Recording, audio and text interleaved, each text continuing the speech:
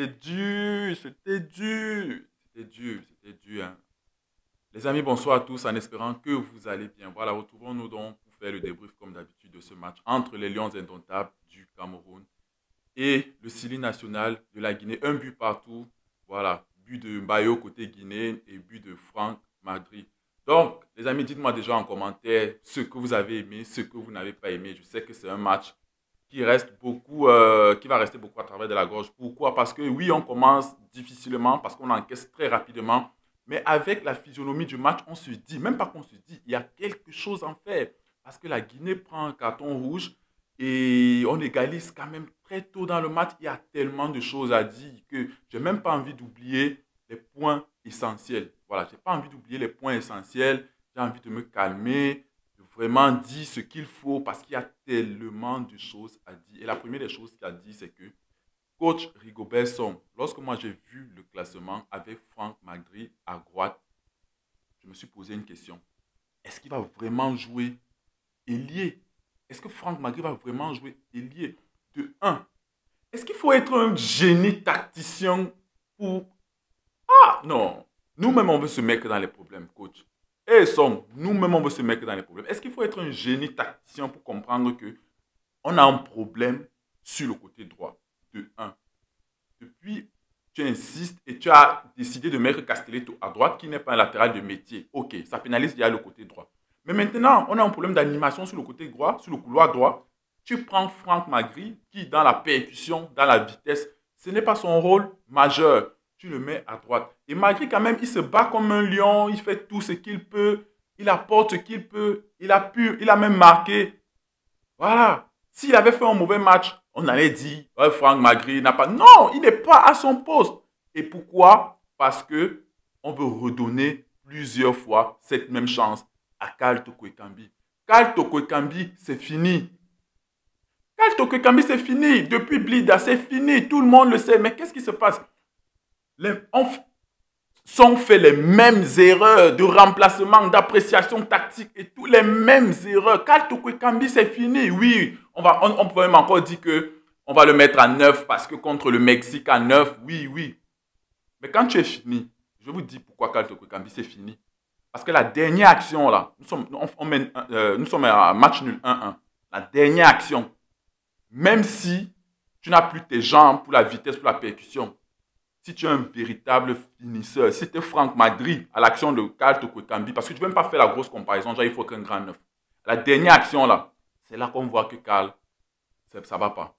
Ça, tu dois la mettre au fond. La frappe est molle, même pas placée et tout. Donc, autant de choses. C'est pour ça que je dis, j'ai envie de... Il y a tellement de choses à dire pour reconstituer un peu tout le match. Voilà. Donc, le classement, déjà, pour moi, Franck Magri, oui, coach, tu as essayé quelque chose, mais tu t'es complètement gouré. Tu t'es foiré. Et quand tu te foires, il faut te réadapter. C'est ça. Le match, un match ne sera pas un match. C'est un ensemble de séquences. Dès que tu vois que ça ne donne pas, change. Envoie même Kyle Toko Ekambi à droite pendant 10 minutes et tu mets Madrid dans l'axe. On voit ce que ça donne. Voilà. Donc, après aussi, il faut féliciter cette équipe de la Guinée, hein, de la Guinée-Conakry, qui n'a rien laissé les choses faciles au Cameroun, qui était bien en place, très bien en place, que ce soit dans le pressing, même dans la sortie de balles et tout. Voilà. Donc, on encaisse à la 10e minute sur une erreur de Harold Mukundi. Est-ce que ce n'est pas Harold Mukundi déjà qui avait d'abord fait la même erreur de relance face à la Zambie? Et il n'est pas à sa première fois. On sait qu'Harold Mukundi a un problème de relance. Il essaye de trouver Kevin Koudou qui demande dans la profondeur, mais lui il met dans les pieds. Ok, ça passe. Il y a un cafouillage, le ballon revient, il y a un cafouillage. Christophe Owo se bat comme un lion, comme il peut, pour dégager. Ça revient sur Olivier Nkemen. Déjà, il faut comprendre que Olivier Nkemen, aujourd'hui, il a commencé en sentinelle. Et le staff, parce que je vais dire le staff, parce que ce n'est pas son seul, parce que dans la lecture du match, je comprends que son, ce n'est pas ça. Le staff s'est rendu compte que Nkemen en sentinelle, et je le dis, bon, comme c'est Coulisses qui le dit toujours à chaque fois, on ne prend pas ça au sérieux, que il peut jouer en sentinelle, mais c'est le brider, laissez-le plus haut. Et on a vu après comment ça allait mieux, parce qu'il a du gaz, il veut courir, il veut proposer. C'est pour ça que de la 25e minute, c'est Olivier Ncham qui était en sentinelle. Donc, Kemen perd donc cette balle au poste de sentinelle, parce que lui aussi, trop facile, tu es en sentinelle, tu ne prends pas de prise d'information et tout. Pap, et c'est toi qui redonnes à Bayo qui met, et ça fait 1-0. Et là, c'est le meilleur scénario du premier match, le plus compliqué. Pourquoi? Déjà parce que depuis qu'on regarde cette CAN, aucun stade n'est plein. Voilà, c'est soit à moitié plein, soit 8 000 sur 20 000. Et bizarrement, quand il s'agit de jouer contre le Cameroun, le stade est full. Full na full, le stade était plein. Voilà, donc on se complique le match nous-mêmes. Il faut qu'on aille puiser dans nos derniers retranchements pour essayer d'égaliser et tout et tout.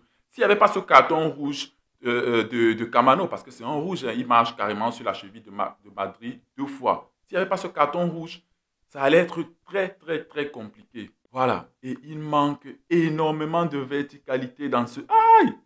Non, il y a un grave problème. La verticalité, c'est ça, parce qu'on va revenir sur les mêmes choses. Tu ne peux pas aussi avoir une grosse verticalité. Tu as un côté droit qui est inexistant avec Castelletto et tu ajoutes encore Madrid qui n'a pas la percussion, qui n'a pas de la vitesse. On ne peut pas lui en vouloir, il s'est battu comme un lion.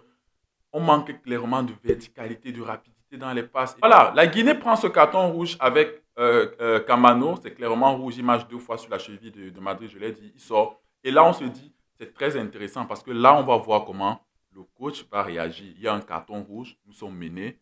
Et là, non, même pas un remplacement. Parce qu'on sait que la Guinée, c'est clair, ils vont venir en 4-4-1 ou alors même en 4-5-0. Voilà, on va bétonner, c'est la CAN. Et en plus, on mène, on est à 10. Pourquoi vous voulez qu'on attaque? On bétonne. Coach, est-ce qu'il faut être un génie tactique pour lancer un attaquant? Lancer un attaquant, ils sont à 10. Ils vont jouer à 10 derrière. Et même si tu ne veux pas faire de remplacement, même un truc tactique, genre, tu envoies ne serait-ce que Carl Toko Ekambi à droite pendant 10 minutes et tu mets Madrid dans l'axe pendant 15 minutes pour qu'on voit. Le seul qui a apporté de l'animation un peu, c'est Georges-Kévin Nkoudou, même s'il y a eu des déchets sur les coups de pied arrêtés, mais on ne peut pas lui en vouloir.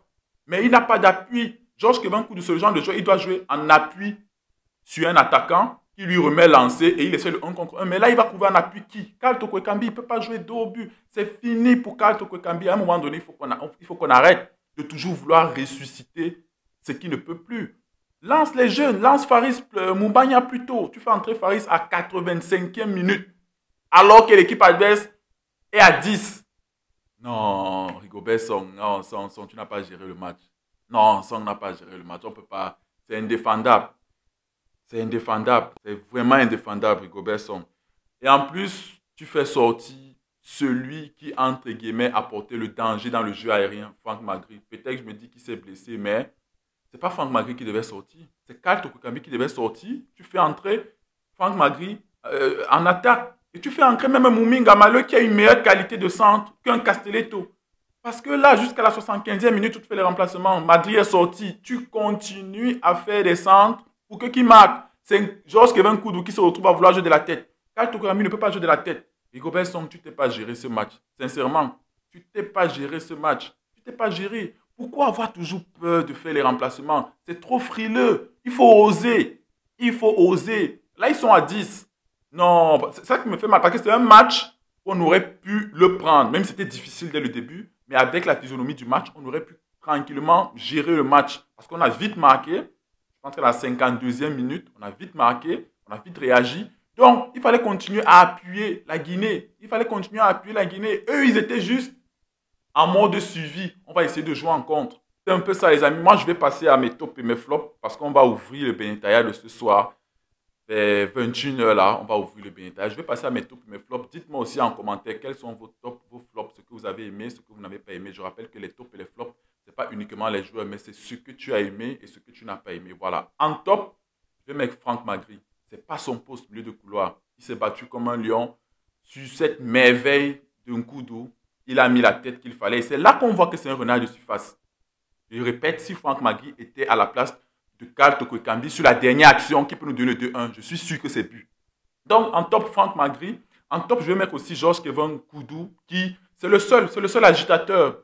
Bonne qualité de centre, même si deux fois c'était un peu, mais c'est le seul. En flop, je vais mettre d'abord coach Rigobert Song. Tu ne t'es pas géré, coach. Depuis le classement, ça n'a pas donné. Madrid à droite, ça n'a pas donné. Les ajustements tactiques en plein match. Le match ne sera jamais linéaire. Dès que tu vois que le match est un ensemble de séquences, dès que tu vois que ça ne donne pas, ajuste. Même pas une fois Madrid dans l'axe. Tu envoies même Carl 10 minutes. Même pas une fois. Je mets coach Je mets le coach Rigobertson en flop. Je mets la première mi-temps. Je vais mettre Olivier Nkemen. Même si tu as eu un match en demi-teinte, ton replacement en milieu relayeur et Olivier Ncham en sentinelle, lui, on a beaucoup plus vu Nkemen. Mais je suis exigeant avec ce genre de joueurs qui ont de l'expérience. Donc, je vais mettre Nkemen. Voilà, donc les gars, c'est une vidéo un peu rapide. On se retrouve pour le Bénétariat. Entre-temps, dites-moi ce que vous avez pensé du match. Un but partout. Les premiers matchs sont toujours compliqués. Il va falloir cravacher face au Sénégal vendredi. Ça ne sera pas facile. Une bataille de Lyon n'est jamais facile. Donc, voilà. On se retrouve donc pour le Bénétariat, les amis. D'ici là, prenez soin de vous. Ciao.